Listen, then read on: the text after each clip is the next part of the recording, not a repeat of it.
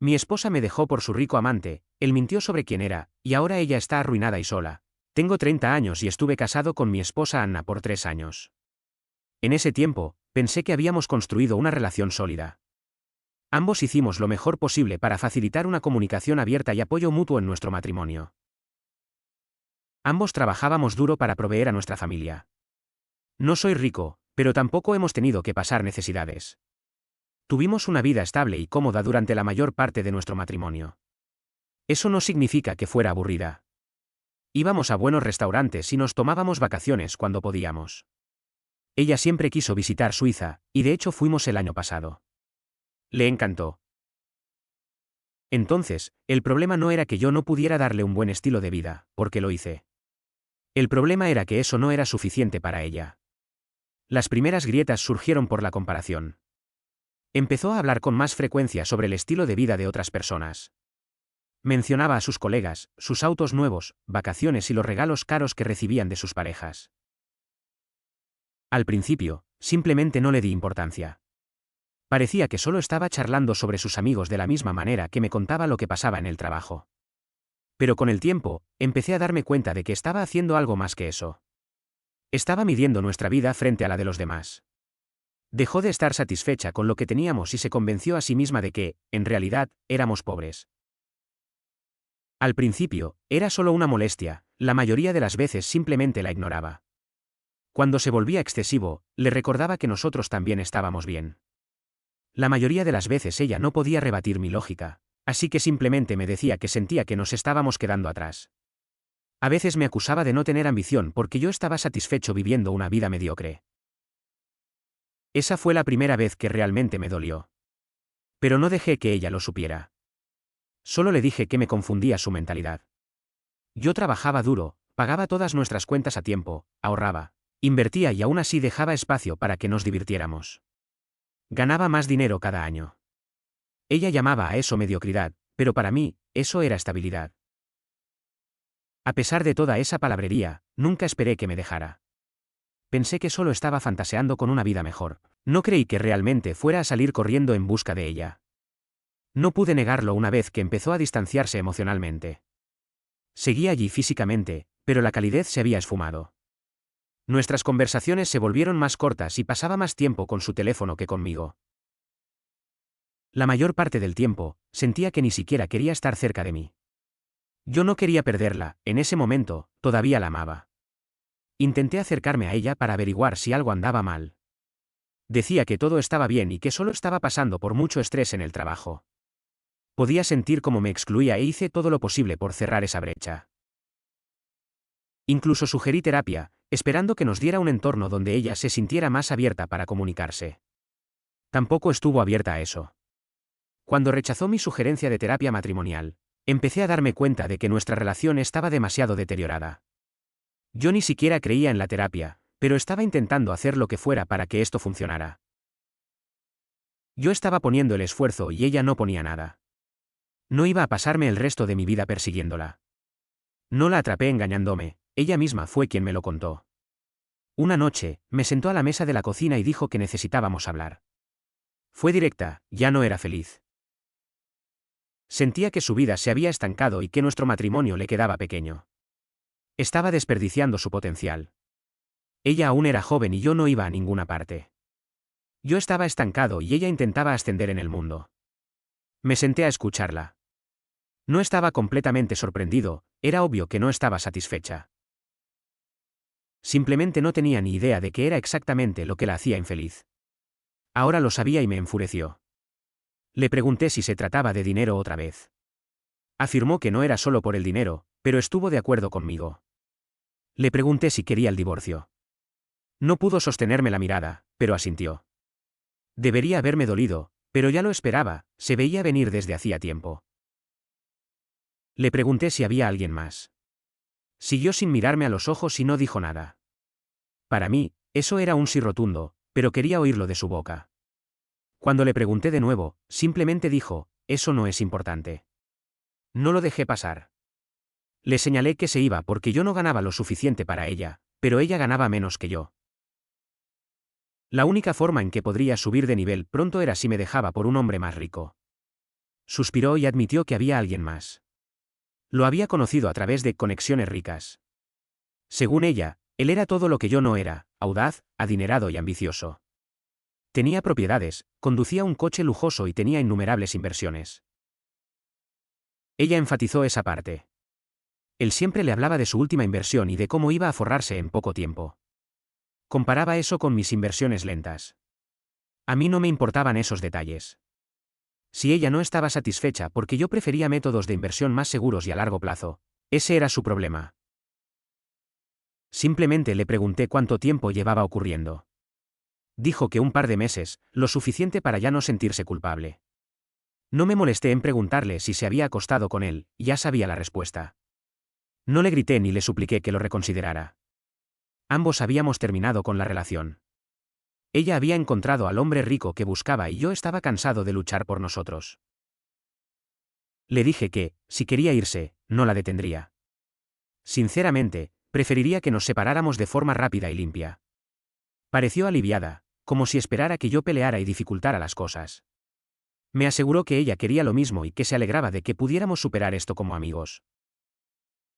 Le aseguré que no podríamos ser amigos después de esto. Le recordé que me había engañado. Ella se cruzó de brazos y dijo que yo no estaba siendo justo. Respondí que no se trataba de ser justo o no. Habíamos hecho votos y ella los había roto. Simplemente dijo que tenía derecho a buscar su propia felicidad. Según ella, no contaba como engaño porque no lo había hecho para herirme. Me quedé estupefacto. Esa fue la justificación para una infidelidad más retorcida que había escuchado jamás. Le pregunté si se suponía que debía sentirme mejor porque me engañó por dinero en su lugar. Se ofendió y dijo que no se trataba de dinero, se trataba de obtener el estilo de vida que se merecía. No creía que eso me hiciera sentir mejor, pero ella no era una mala persona porque solo estaba cuidando de sí misma. Sentí que la estaba viendo por primera vez. Las palabras que salían de su boca estaban tan alejadas de la realidad que bien podría haber sido una extraterrestre. Engañó y estaba tratando de hacerse pasar por la víctima. No, no por una villana, actuaba como una mártir, como si hubiera hecho un gran sacrificio al acostarse con otra persona. No dije nada después de eso.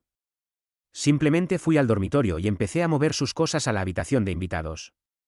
Me preguntó qué estaba haciendo y le dije que la estaba sacando del dormitorio principal.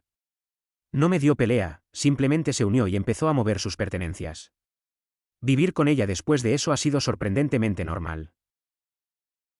No hay tensión, pero es un poco incómodo. Ha estado hablándome mucho últimamente, a veces contándome cosas sobre su amante. Se llama Gary y planea mudarse con él pronto. Al parecer, tiene un lugar muy bonito en el que ella ya ha estado varias veces. Parecía cómoda compartiendo detalles sobre él porque pensaba que todavía éramos cercanos o, al menos, amigables. Probablemente era porque yo había aceptado el divorcio sin armar un escándalo. La verdad es que estaba demasiado cansado para hacer un drama. En un momento quise pedirle que dejara de hablarme de él, pero decidí no hacerlo. No estaba de más saber lo más posible sobre él, nunca sabes qué información puede resultar útil algún día. Así que ella sigue hablando, intentando que sigamos siendo amigos. Yo solo la dejo hablar, pero nunca le respondo nada. No hago preguntas y apenas la miro.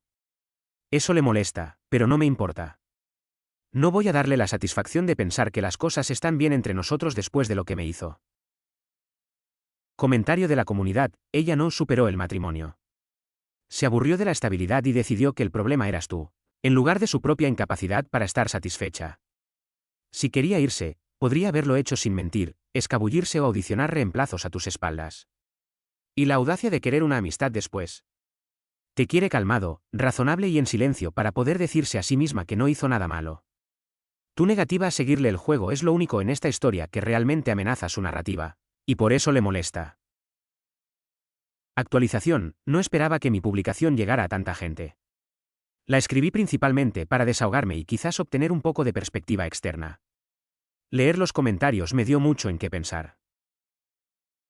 Mucha gente me preguntó por qué seguía viviendo con ella.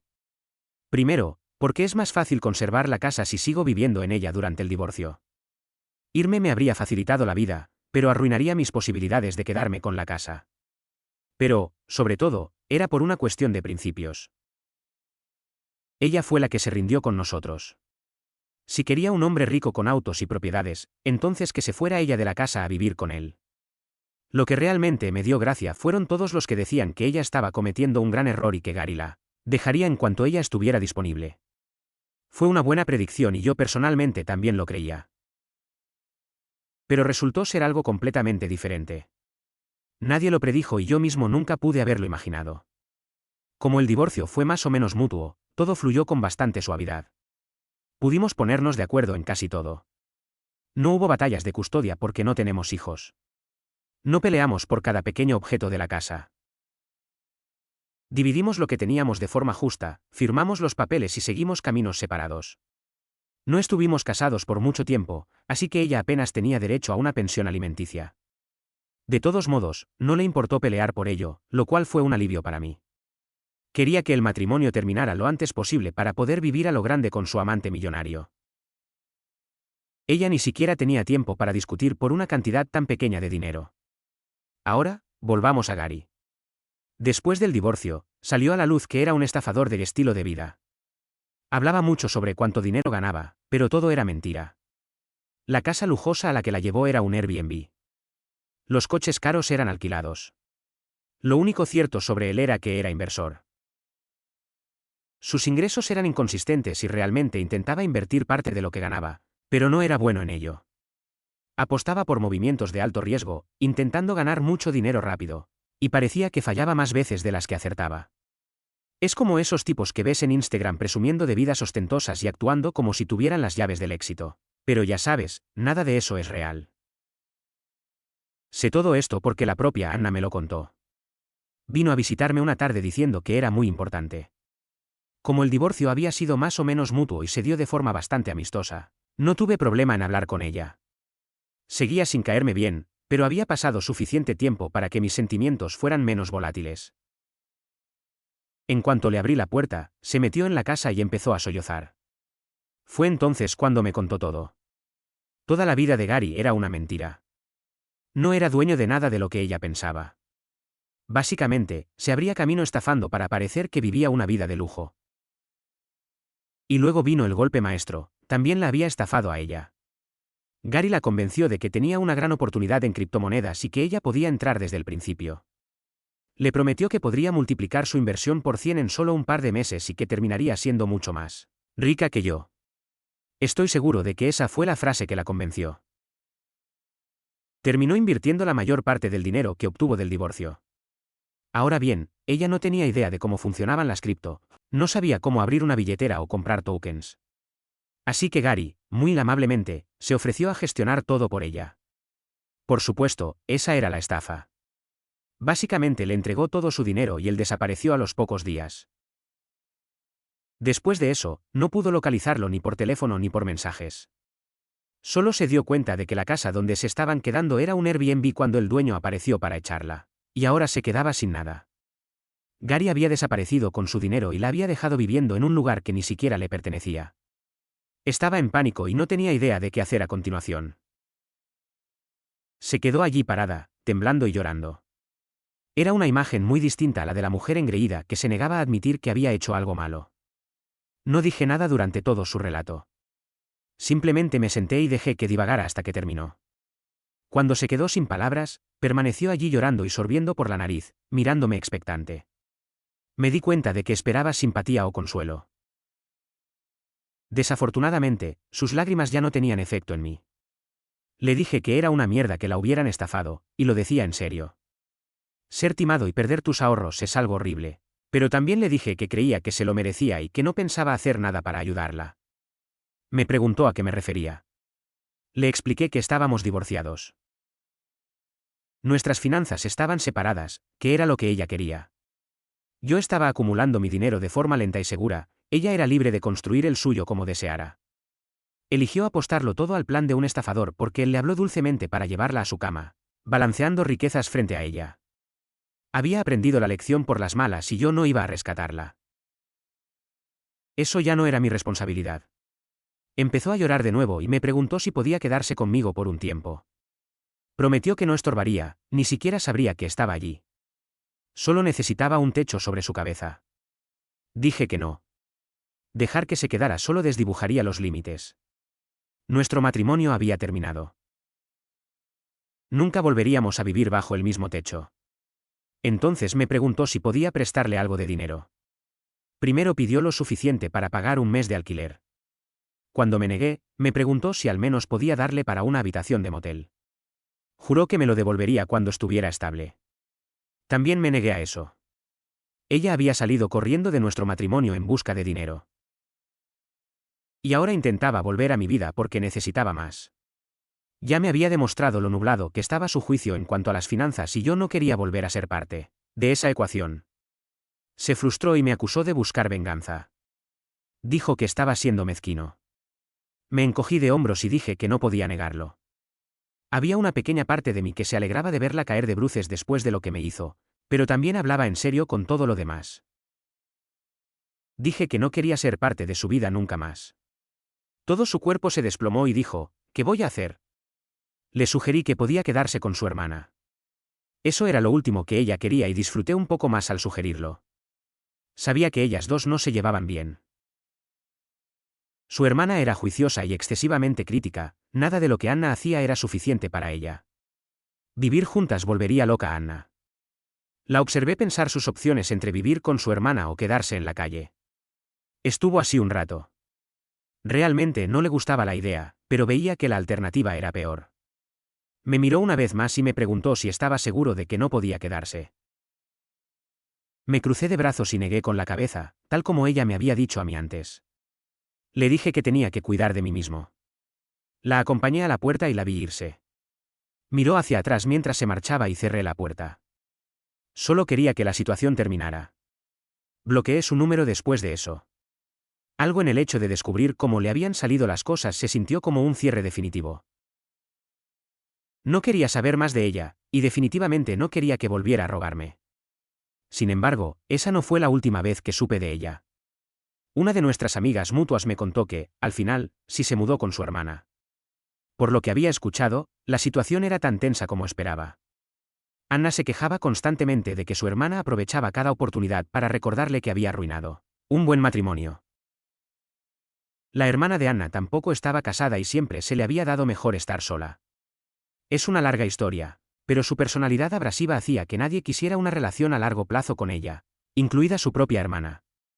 Anna tuvo que buscar trabajo rápidamente porque lograr que su hermana la ayudara económicamente era como sacar muelas. Hacía falta mucha súplica para que le prestara cualquier cosa, y la acosaba hasta que se lo devolvía.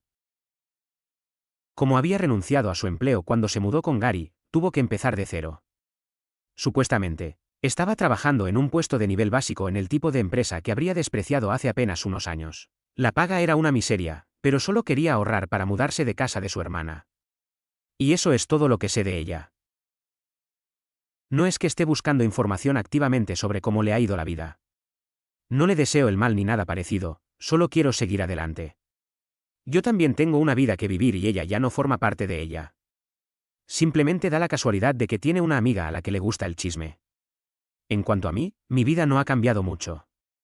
Sigo en la misma casa, con el mismo trabajo. Sigo invirtiendo con cuidado. No es algo dramático, pero mi patrimonio ha ido aumentando de forma constante, mientras que el de ella desapareció por completo. A veces, tomar el camino fácil te deja sin nada. Ella no vino buscando un cierre, vino porque se le acabó el dinero. Una vez más, esa es la única constante en sus decisiones.